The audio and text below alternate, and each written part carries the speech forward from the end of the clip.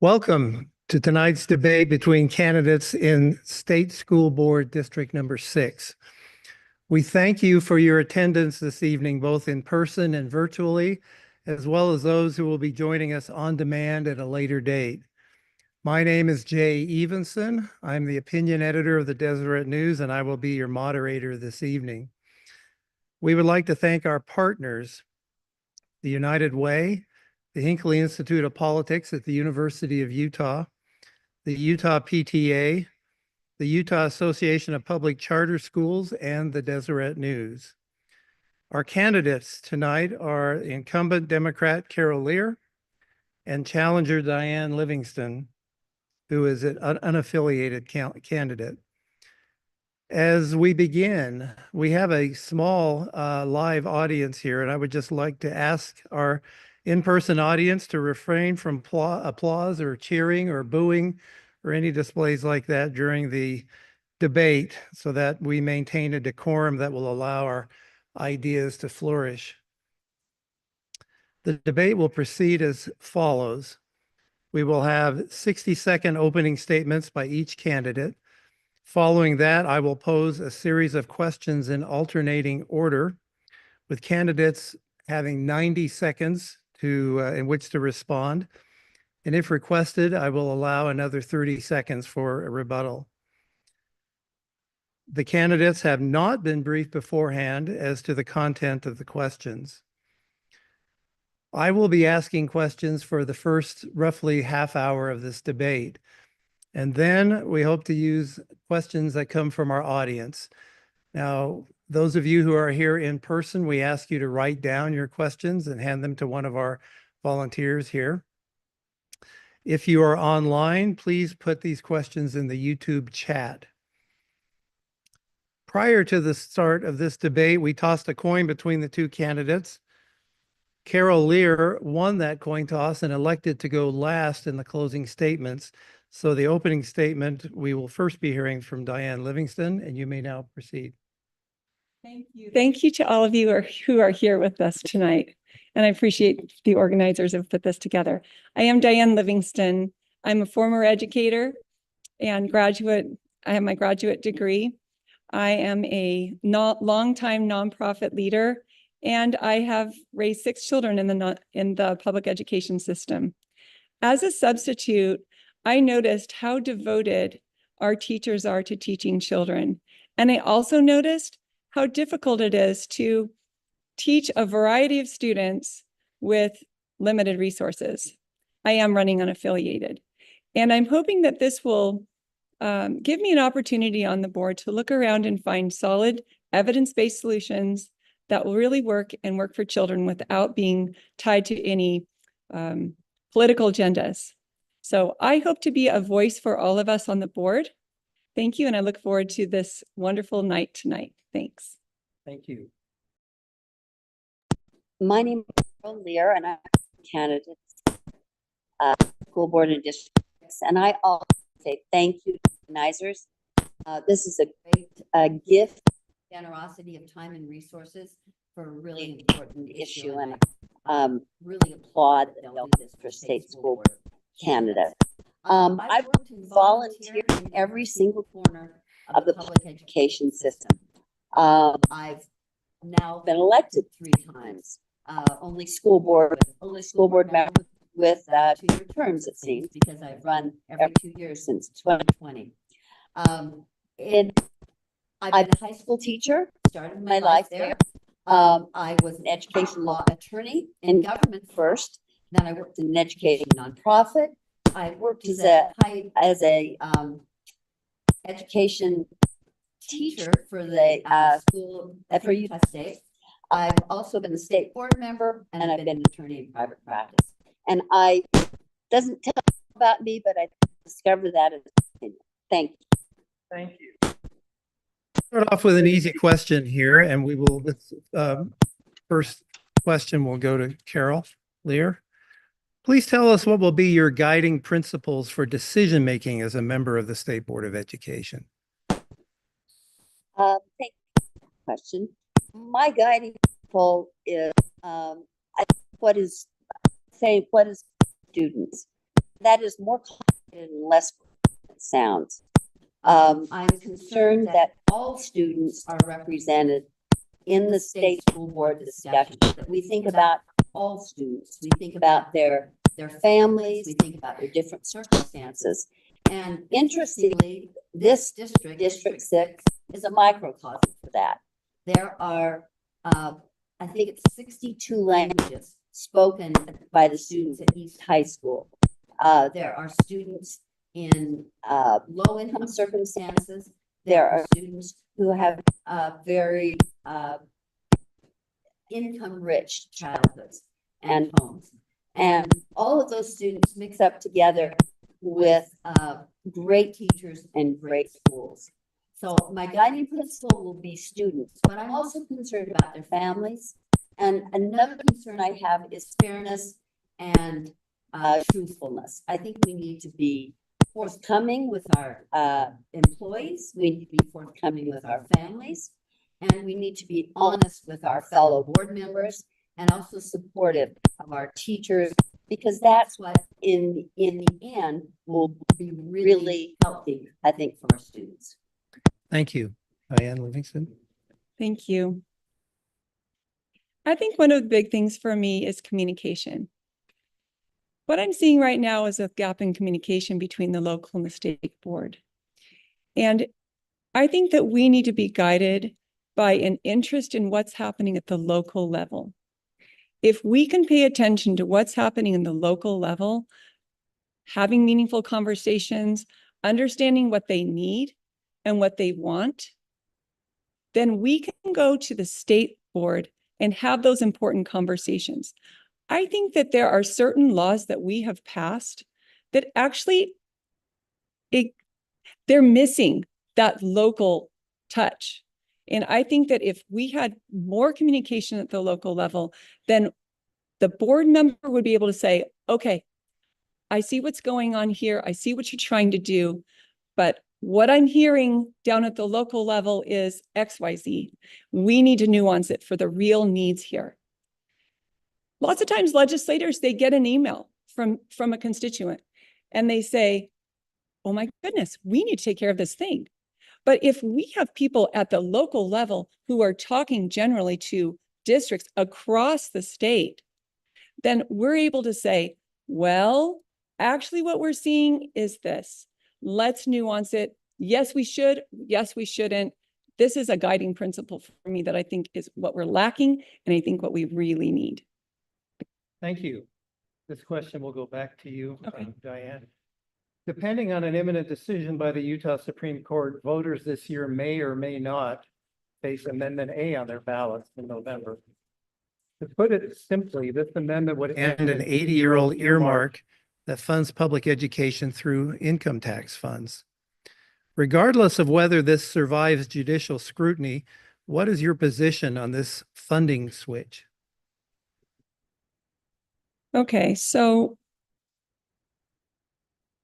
the income tax fund was created a long time ago, and they purposed it for education only. Since then, things have changed, right? We have a ballooned income tax. At the same time, we have sales tax that are diminishing because of online sales. So we have a legislator that they have so many programs that they've got to take care of. And they're looking at this huge fund and saying, wow, I think we need to see some of that money. I totally get it. Yes. But on the flip side, we have educators that are saying, we need more. Thank you for all you've done, but we need more. And so I'm afraid that if we crack open that Pandora's box, now I understand they're talking about guarantees. Yes. And that's fantastic. And if the voters decide to go with it, yes, we want those guarantees. But I'm afraid that if we open that Pandora's box and allow other programs to be taken care of by income tax, it's a slippery slope. And so I actually, at this point, I really don't support it. So. Thank you. Carol? Excuse me. I was so excited. I am opposed Amendment A. I voted against. Amendment A as a proposition from the legislature. Not enough to keep the school board opposed to Amendment A, but I oppose it for some reasons. I oppose it and think that my opponent described very well purposes to the earmark in the Constitution for that support schools is not perfect. And let me just say, Utah Constitution, perfect. There are that it can be manipulated. It was also aimed at individuals with disabilities in higher education a few years ago. Also did not support, because interestingly, the communities with individuals with disabilities did not support. And I didn't, so I support that at that. My biggest concern is that we lose guaranteed in the Constitution. The legislature says they'll create a statutory framework. Just today, see the Utah Supreme Court said this legislature did not create a explanation of information. Don't trust the legislature to create a framework not constituted that would adequately education. Thank you. Let's keep it on the ballot. And we do know this year we're able to make a decision on Amendment B. Amendment B would increase the cap on what may be distributed from the Permanent School Land Trust Fund from 4% or a total of about 14 million more dollars without affecting taxpayers. Do you support Amendment B and why? We'll begin with Carol. I do support Amendment B. I've said again for 20, 30 years since I was a worker bee at the State Office of Education, we have got $1 billion, and it had grown from a small fund to $1 billion fund that could support schools. And in those days, the schools were also starving. And I said, why do we have this $1 billion fund? And it was supposed to be balanced between students for the future and students in today's world. That was the point of having a trust. But even then, I wanted more money to come out to help the schools in today's world. So some years ago, I'm remembering it was about when I ran the first time, 2016, that there was actually an increase to the amount of money that would go to school community councils. I trust school community councils. They're elected on a local level. My opponent referred to governing at the local level as governing best. And those community council members choose what they want to spend their amounts of money on. When this amount started to go to schools, it was about $10 a student, $10 or $12 a student. Now it's $150 per student. This is real money.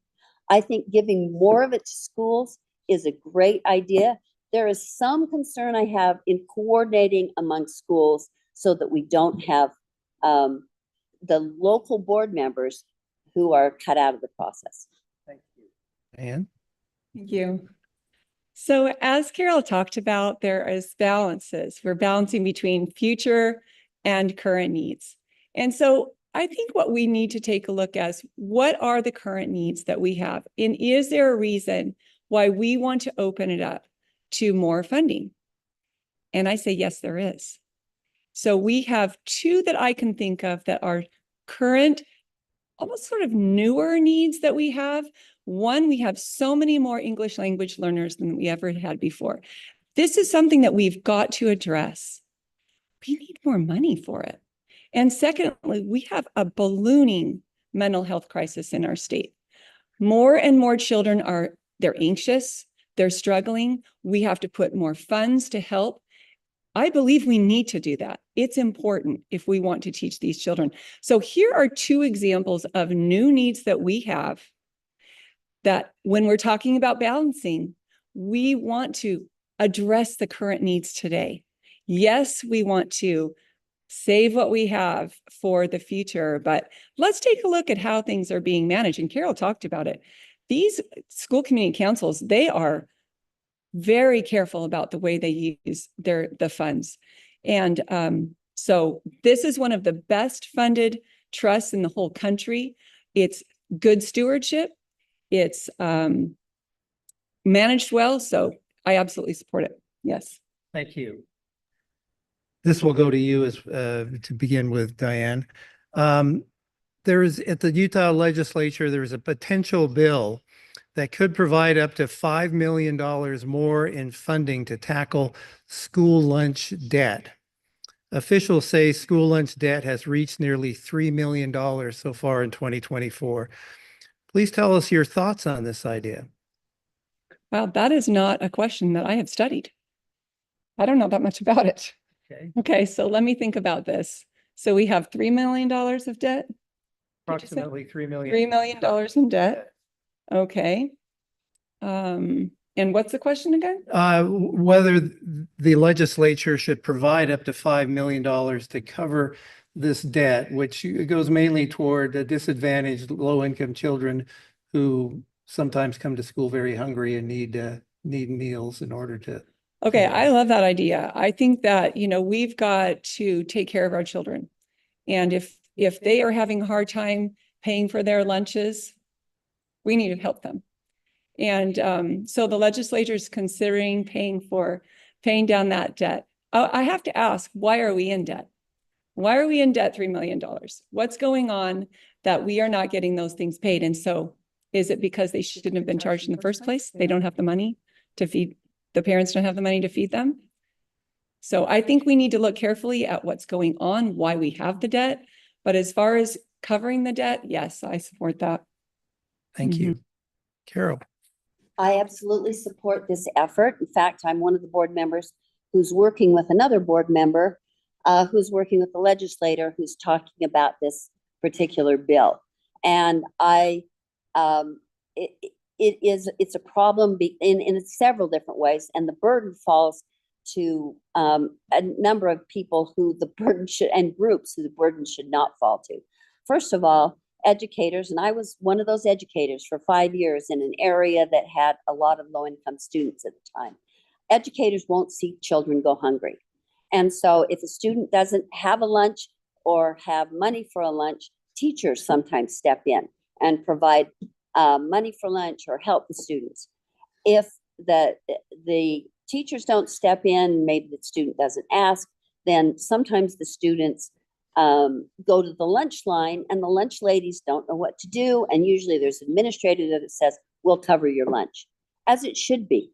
And so then the school incurs more and more debt because this money comes from the federal government and is a federal lunch program. Some of it's from state liquor tax, which, you know, thank you for those who supply that. But the money comes from different sources. The school can actually sometimes bear the debt too. So to cover this debt is a great service to hungry children and families. And hungry children can't learn has been my motto for the whole time I've been in education. Thank you. The State Board of Education, as we all know here today, is a partisan body. Tell us how and in what ways party affiliation or the lack of affiliation will affect how you make decisions as a board member. Carol, we'll start with you. That's an excellent question. And once again, I fought the partisanship turn that took place in 2020. In fact, I was a plaintiff in the lawsuit claiming that that was an unconstitutional change. And I won't bore you with those reasons. That we did not succeed in that lawsuit and the contest became partisan. I feel that I can speak my mind whatever parties, wherever it falls on the partisanship scale. We have 2 Democrats on the board currently, and we have 13 Republicans. And I work very, very closely with the moderate Republicans. We have a very wonderful working relationship. I think all of the board works well together for the most part, even though some board members are very, very different politically than I am. But the big hot issues that people identify, I think, largely as Republican or Democrat are really not education issues. So I think that all of us work together regardless of our partisan politics. And they control me very little, although I've got to say thank you to the Democrats who have sometimes given me ideas and insight and background that I did not have. Thank you. So yes, the state board is a partisan contest, and I'm running unaffiliated, so it's a little bit different. How is it going to affect my voting, and what does the label mean to me? So as you probably understand, they divided and they had made it a partisan so that people would sort of know who they should vote for. It makes it easier for people to vote and didn't have to look up, the values, whatever. But I love being partisan, unaffiliated, because when I meet people, their shoulders come down, their eyes perk up, and they're ready to talk. They want to talk about education, just person to person. And I love what Carol said about the board working together. But I think there is some division in the board. And you kind of said that. And so I think it would be really better if it wasn't partisan, if we were all just rooting for children. And so that's what I'm going to try and do on the board. As far as how is my affiliation, unaffiliated, going to affect me on the board, it's going to be awesome. I'm going to be able to just who are you? Let's talk. Yes, yes, yes. Let's talk, and be able to choose whatever is evidence-based and right for children. And I'm not going to have any strings attached, no party agenda, no one texting me saying, you better do such and such. I see you over there. No, no, no, no. I have no strings attached. I'm really excited about that. So. Thank you. The state board's vision is, quote, upon completion, all Utah students are prepared to succeed and lead by having the knowledge and skills to learn, engage civically, and lead meaningful lives, end quote. Do you agree with this vision? If so, do you feel Utah's public schools are accomplishing this goal? We'll start with Diane. Oh, yes, I absolutely love that vision. I think it's fantastic. I would like to add self-sufficiency. And I'd like to speak about the CTE program that's going on right now. It's a wave. And you have districts who are building new buildings for its career technical education. And so they're building buildings, they're retrofitting, they're adding new pathways for children to succeed in the future. I think it's amazing. I've toured some of these. You've got certified nursing assistant, you've got robotics, you've got flight simulators, you've got robotics. Did I say that? Anyway, I love what's happening in the CTE program. We are really re-envisioning the way children are prepared for the future. And so, you talked about the vision. I think it's expanding. It's expanding in ways that make sense for today and in the future. So I'm very excited about it. Thank you for the question. Thank you, Carol. And I very much support the vision. Also, I was one of the board members who has painstakingly wordsmithed this vision over and over. Sometimes it mattered, sometimes it didn't. But let me focus on the lead meaningful lives also. I think that was a really important phrase, because I agree very much with my opponent. There are so many opportunities for students now that didn't exist 20, 50 years ago. And I'm so glad that we're now focused on giving students skills that will make their lives meaningful. Of course, reading is one of those basic skills, and interesting to note that kindergartners have done really well recently in the tests that are given to kindergartners and doing much better. But reading's not all. We also do have CTE programs, career and technical education programs, that are brand new in this millennium, if not in this decade. And they're increasing, and they're increasingly funded. And there are some wonderful programs. Park City has a brilliant program with a staff and building to support it that takes students out into the community and helps them work with professionals in amazing opportunities that students didn't have when many of us were in high school. So yes, I support the vision. And I think that's the role of the State Board of Education, to set that vision. Thank you. We hear a lot about Utah facing a teacher shortage. What do you think the State Board of Education can reasonably do in order to help that situation and hire more teachers? Carol, this question goes to you, and I understand you're having a little technical issue here. Feedback, but.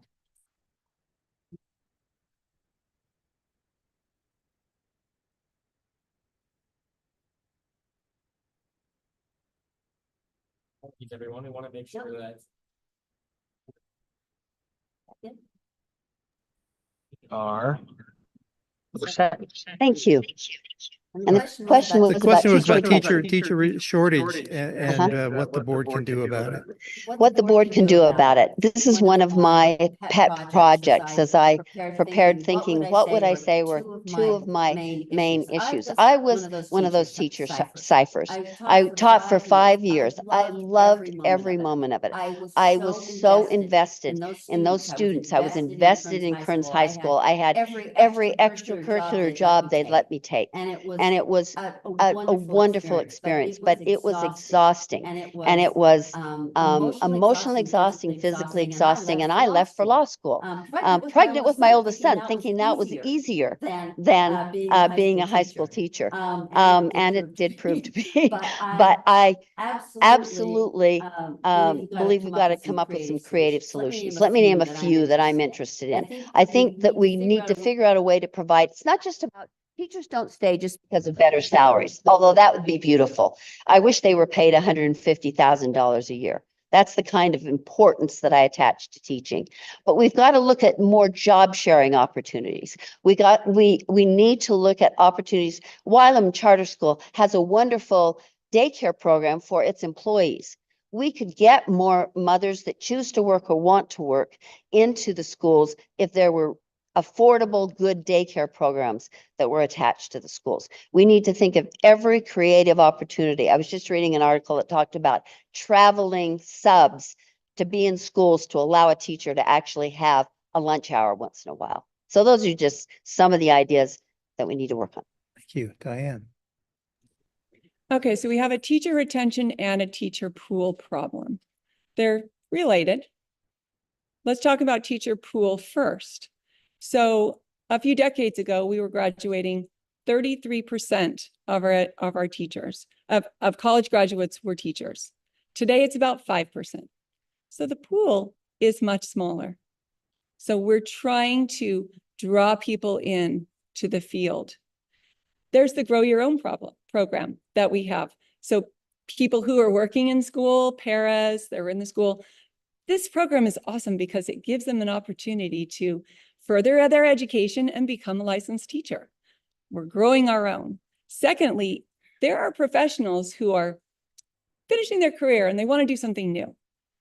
And they want to become a teacher. They want to give back. So we have a program to help them to make it easier and make it so that they can join and become a teacher. Now, really quickly on teacher retention, the 2022 audit that the state did revealed that, like she said, it's not teacher pay. That's fifth down the line of why people are leaving. Number one, it's behavior problems, stress on the job.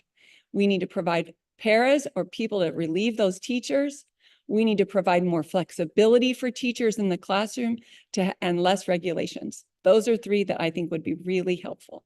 Thank you. And Jay, just in the spirit of using rebuttal time. Yes. This isn't really a rebuttal, but I wanted to add, the retirement system has consistently stifled letting teachers come back into the classroom after they're retired. I would love to work with the Utah retirement system to make it easier for professionals to come back into the system. Thank you. Do you like 30 seconds? No, yes, good idea. I'm jotting it down. Thank you. All right, this is going to be the last question that I pose. So if you have questions and if you haven't already written them down, please do so. And our volunteers will collect those and hand them to me. This goes to Diane. Do you support the Utah Fits All Scholarship for school choice? Do you feel there's enough accountability in place for this program? Okay. So I support empowering parents to allow them to customize the learning, their children's learning environment. We are about choice in our state. People love to choose what they do. And we're seeing that in lots of different parts of our lives. Most people, though, are choosing to stay in public education. So it's about 1.5% that are leaving. Let's take a pen. Where's 1.5%? It's just about right here. And then, oh dear, we're going to double it. Well, then it's 3%. So it's a really small percentage that are leaving. But let's talk about why people are concerned. When I'm around in my district, a lot of people are concerned about Utah Fits All. They are concerned about the accountability piece. Are our tax dollars going to schools that we feel like are going to actually educate kids, that we're going to know they're going to come out smart like all the other public education? So they're concerned about accountability. I'm kind of concerned about that too, I have to admit. Also, something people are talking about is weakening schools. A lot of people say to me, I'm afraid that all the most engaged parents are going to take off and leave a poor little skeleton PTA. I mean, just think about that. So that's a valid argument. We do have people concerned. I'm going to say one thing. Oh, maybe I'll stop now. My time is up, but I would like to add more. Go, Kara. I do not support the Utah Fits All scholarship. I've never supported vouchers. I've never supported tuition tax credits. I've never supported any kind of public funding that goes to private schools. I absolutely believe in choice. But I believe that the public schools were set up as a community opportunity, and that we pay into the community opportunity. Is that even possible? We pay into the community opportunity for students to go to their local schools, or to have many other choices that they have in the public school system, charter schools, open enrollment, many homeschooling. So I don't support the Utah Fits All scholarship. It has no accountability. There's no assessment required. They can, in fact, not even let students in if the students have behavior problems, if they don't like their religion, if they don't like their track record in schools. There are all kinds of reasons that many of the schools don't accept students, not to mention that we can't accurately track which students are actually using the private schools and are not enrolled in the public schools. Our accountability system is not good enough. Thank you. Yes, Rebuttal? certainly. Okay, just to say one thing about they do have to either take a test or provide a portfolio. So there is some accountability for parents. There is that there. I was just going to say that I think that a lot of people are afraid of Utah Fits All.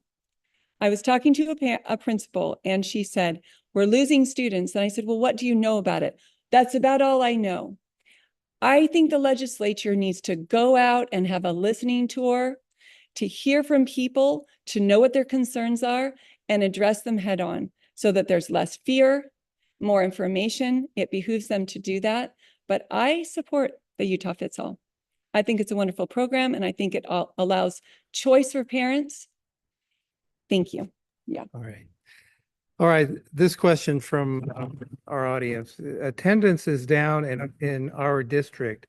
And I think I would add that absenteeism, as I've read, is down statewide, or up statewide rather. Do you have any ideas about how to raise attendance levels? I believe it's your turn to start.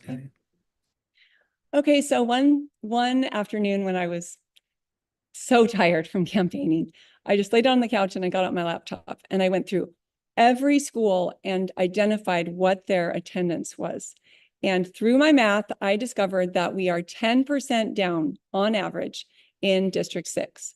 That is really big. That's an average. There are some light happy spots. Liberty Elementary is up 33%. So we got to figure out what they're doing and we got to replicate it. But this is a significant problem. I do have a few thoughts on this. I heard that Wasatch, back over in the Wasatch district, they're actually having moms patrol the halls to tell kids to get back to class. Okay, I'm not sure we can do that everywhere, but it shows that we can be creative. I talked to a principal in the Cottonwood district, and she said, Diane, we have tried everything to get kids back to school. What we need is parent accountability. So we can talk about parent accountability. I have a few seconds left, but let me say that maybe it's not all a kid problem. Maybe we need to make our schools more exciting, more engaged, less regulation, so that teachers can bring in exciting lessons that kids want to be there for. Does that mean all teachers aren't doing that? Of course not. But I think that we can lean into how to draw kids in. And last thing, we need to visit their homes. If we could provide a stipend for teachers to reach out to parents and show that they care, that they're missed, I think we could get a long ways there. Thank you. Carol? Actually, the data I've read says that the attendance is down 26% statewide. So yes, that's a significant problem.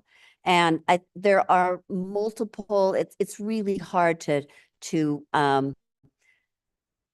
identify the causes. I think we all blame the pandemic. I have a friend who had a stroke and he said, I can only use that once a day. And I think we're kind of that way with the pandemic. We can only use that excuse about once a week. It's not all the pandemic. There's a difference in attitude about attending school that maybe developed during the pandemic, but I think it also developed, it's been furthered sometimes by what parents think is important. I'm not blaming parents, but I'm saying I believe that a parent attitude about students attending school is a big factor in attendance. So what can we do? I think there are lots of things that can be done. And we also have another catch-22, and that is we give money to schools based on students' time in a seat. And yet we're great proponents of competency-based education. So which is it? You know, do we pay schools for what students have learned, or do we pay students for the time spent in the seat? So partly the administrators have to get their stuff figured out. But I think we also need teachers who are willing to stand up and say, we're having a quiz when we walk in the door. And if you pass the quiz, great, you get those points. And you know what? If you aren't here for the quiz, you don't get to take a makeup quiz or do a makeup assignment. So we've got some work to do with our communities, with our parents, with our teachers, in saying we can't teach kids who aren't in school. Good. What can you do to help restore parents' trust in public school teachers? I believe we start with you, Carol. That's a tough one. I personally have a great deal of trust in public school teachers. I was meeting with some teachers yesterday that said, one of the first things they said when we started to talk was, I feel intimidated all the time. I feel threatened all the time. These were elementary school teachers. I feel like somebody's looking over my shoulder all the time. I think that is not the kind of attitude that engenders trust between teachers, administrators, and families. So I think one of the things we can do is back down in terms of what we're requiring teachers to do, and the multiple, and my opponent mentioned this earlier, the multiple new bills and requirements that are being proposed by the legislature. Most of those do not come from the State Board of Education. They come from the legislature and laws that are passed at that level, and that the board is tasked with implementing. So I think we need to back down. And if we say we love our teachers, we need to actually act like we love our teachers and trust our teachers. And that trust cycle it's mutual. They have to be trustworthy. And I think that goes to some of the things that are already happening: increased transparency about teacher materials and teacher actions. So I think we've got a lot of work to do, but it's not going to happen without both sides taking some responsibility. Point. Sometimes when you're on social media and you see a parent that says, oh, this teacher did this or that, and then all of a sudden all teachers in the whole school are doing that same thing. Teachers are experiencing a reputational smear right now. And I'm not exactly sure how to exactly fix that right there, but I have to say that all you have to do is go into schools and see those teachers and how hard they're working and how much they love their students. They're not there just for a paycheck because it's not high enough. They're there because they love children. And so I think one thing we could do is encourage more parents to be in school, to develop relationships with those teachers. When we develop relationships with people, we start to love each other and respect what we're doing. So the Sutherland Institute just published a brief that talks about the disparity between how much parents think they're involved versus how much teachers are involved. It's very enlightening. You should check it out on the online. But basically, parents think they're a lot more involved than teachers do. So see if there's anything else we want to bring up. And I think that's really the best one. You know, if parents could be in school more, I think they could learn to love the teachers like we do. Thank you. Just a brief rebuttal. Yes. Or follow-up to that. I think it'd be great if teachers could be in schools, but in the area I represent, there are often one-parent families who are the sole income for that family. And for them to leave their jobs and come into schools is not always possible. So we've got to look for other things than parents coming into schools to be the volunteers that every parent would probably like to be.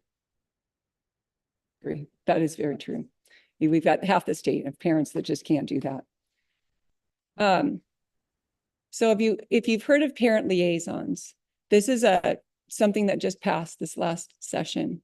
And a parent liaison, we have one in our public school. These are people that connect with teachers, with parents. They're making those connections. And so maybe we lean on them to reach out and draw them in and go to their homes to reach out to them. That could be a solution. Great, thank you. So we're going to go from teachers now to students. And how do you think that we should keep students safe in school? It's a broad subject, but we'll start with you, Diane. School safety. So we've got physical safety and we've got emotional safety. Let's talk about physical safety first. And we have a lot of parents are concerned about, are my children going to be safe when they go to school? We see things happening across the country. They're worried that their kids are going to be safe at school. We have the safety bill that's just been passed. And here's a place where I think that if we had a member of our board who was talking to local leaders and could hear what they wanted while the bill is being knocked around, rather than it getting passed and then sending it right down, that I think it could have been useful. People don't really want guns in school. A lot of people don't. And they're concerned about the training, that they're only getting 2 trainings and that it's just a 500 and it's a volunteer. So there's some concerns there. And I think we need to keep talking about it. In the interest of time, let me move on to the other, and that is emotional. Emotional safety is another point that a lot of parents are concerned about. We've got vulnerable groups. We've got children who are transgender parents are concerned and worried about their children. Are they going to be bullied? What is one of the most protective things we can do? We can teach them so that they are strong academically.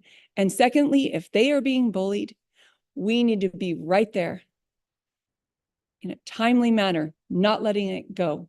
We need to help children who have been bullied. So. Thank you. Carol.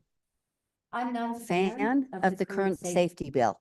There is and I forget the amount, it was a big amount of money that was committed by the legislature to support the school safety bill.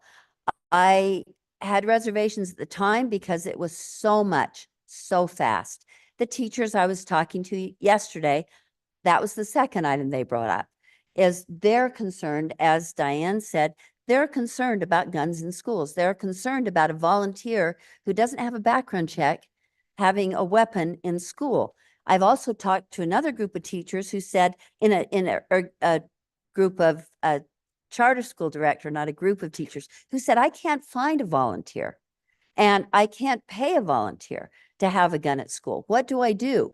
And the person in charge said, well, you just let go one of your English teachers and hire that person to be in your school, which doesn't help academic achievement in my mind. So I think we've got some serious problems to maybe work with the legislature and help them see that we need to slow down. I also would say, in the spirit of local control, governing at the lowest level, I would have preferred a bill that gave that job to every local board and let them work on what would be the safety things for their children. I very much agree. We need more social and emotional support for students.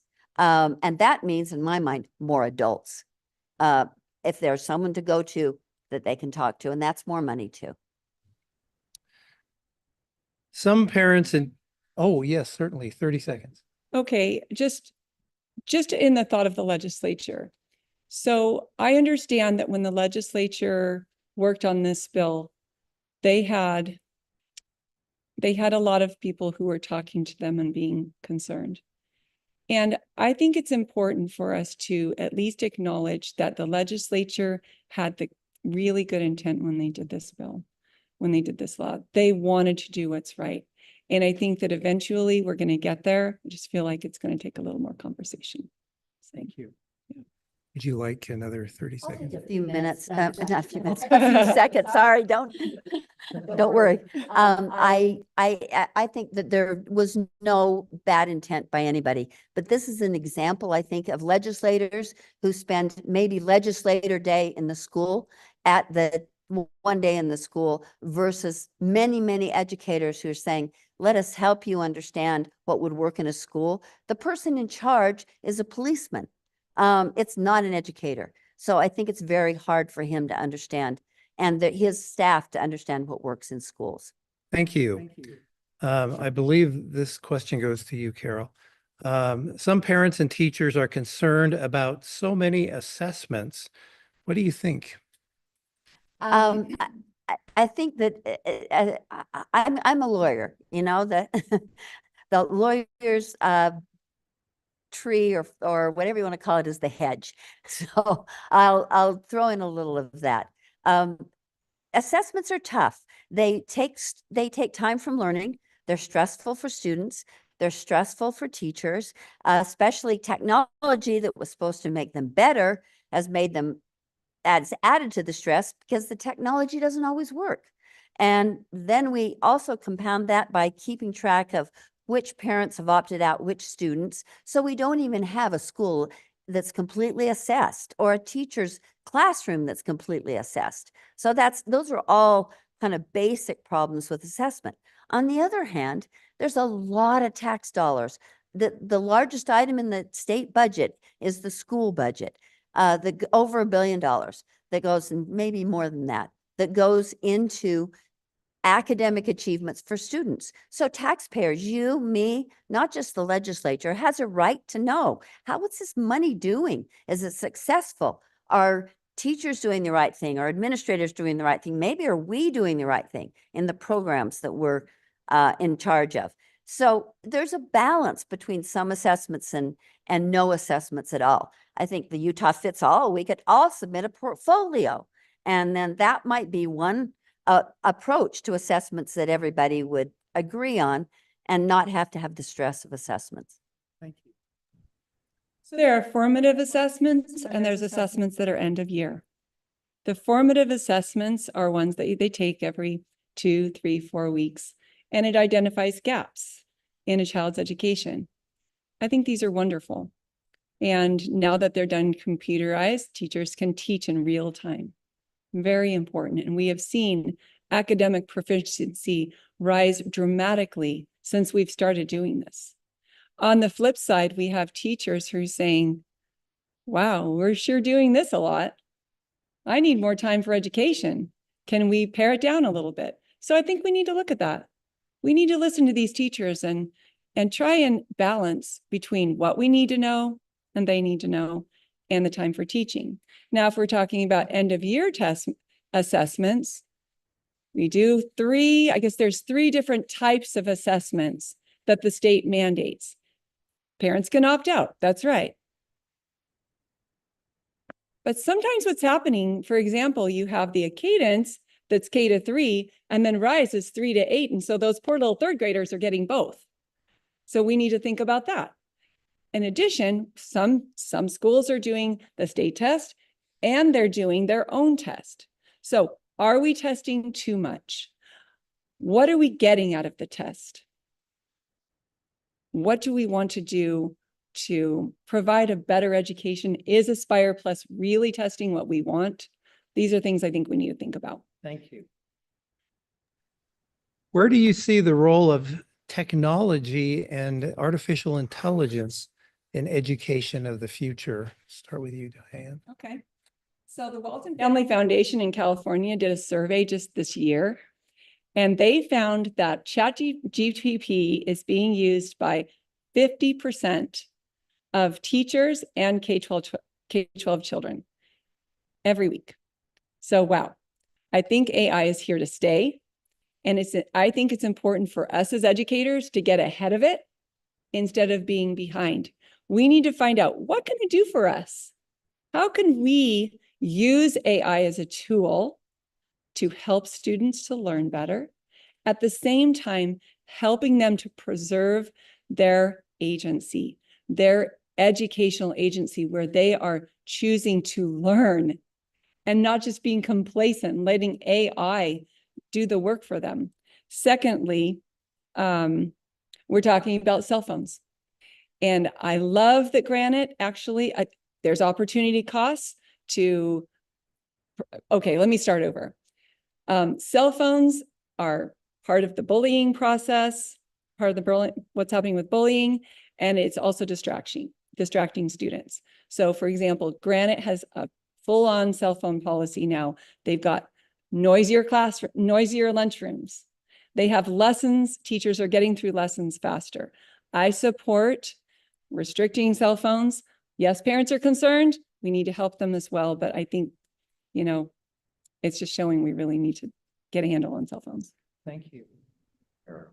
AI is fascinating. I had an experience the other day of talking to a group of people, and then the leader of the group sent me the AI processed version of our discussion. And I thought, oh my gosh, this is AI. This is so slick. Nobody has to take notes.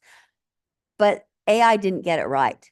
Unfortunately, this gentleman was nice enough to let me send in corrections. Of course, always the English teacher, but I sent in corrections to his AI summary of my talk. So I realized that AI is not quite a perfect item, but I absolutely think it's here to stay.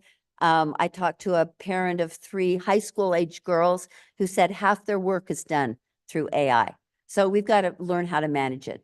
Other technology, I was in the school yesterday where the teacher had a microphone that they never had 10 years ago for every single teacher in a kindergarten class. It was amazing. I could hear her reading a book at the very back of the class. That was a beautiful example of technology. The cell phone issues, I've talked to teachers, I've talked to local board members. It's in how much time do they want to spend to enforce it? And then how supportive are parents really going to be? Because parents, again, we have a catch-22. Parents love to talk to their student or text their student in the middle of geometry, but they also don't like the technology being pervasive in their children's lives. So which are we going to choose? And we'll need parent support if we go with a no cell phone policy, which many districts are moving to. Local control again. Thank you. With that, I think that wraps up our questioning for this evening. Before we go to closing statements, I just want to thank again our 2 candidates, unaffiliated Diane Livingston and the Democrat Carol Lear, the incumbent. Thank you so much for running, and thank you so much for the wonderful discussion and debate we've had here this evening. Now we would like a 1-minute closing statement from each candidate. We'll begin with Diane Livingston. Thank you. And thank you again for having us. So I'm going to leave you with 2 anecdotes. When I first started to run, I came right to Salt Lake to meet with all the superintendents. And one that I walked into his office, And there were 3 other administrators there. I was like, oh, wow. He said, I brought them here to see something they've never seen before. I said, oh, what is that? He said they've never seen a board member. He had never seen a board member walk through his door. And I was stunned. Second example, fast forward a couple of months, and I was calling up a principal to meet with her. And she was so tickled. You're calling me to talk to you? Yes, of course. I've talked to so many principals. She said, wow, that's amazing. Please, please come. She said, last year when I was closing a school, I begged for our school board member to come and help me, and she never came. I am offering a representation that's not Democratic. It's not Republican. It is personal representation. I'm going to be there for you as a district at the board level to offer an authentic and personal representation. Please vote for me, Diane Livingston. Thank you. Thank you. Carol. Thank you. And again, thanks also to those who've participated in this debate and helped with it. I'm going to pretty much read my closing because I want to get through the whole thing in a timely manner. It's not hard, as you've seen, to be a passionate advocate for students. There are many of you out there, maybe in this audience, and I'm sure listening online. If you go into an elementary school or even a high school, there is an energy there. It's why it was so hard to leave teaching for me. It's amazing that the students and the good feelings that are there. You want to make the school and the world better through those students. Safer place for those students and their children, and even the hard ones and the easy ones. It's a harder assignment to know the systems well enough and have relationships to do the work effectively. That's why I think I'm the best candidate for the state school board. I know those systems. I have those relationships. I count many, many principals and superintendents as my personal friends, and I talk to them constantly. Thank you. Remember Carol Lear for the State Board of Education. This evening by asking you to not cheer or applaud or any displays like that. Now I'm asking you to please applaud for our candidates here this evening.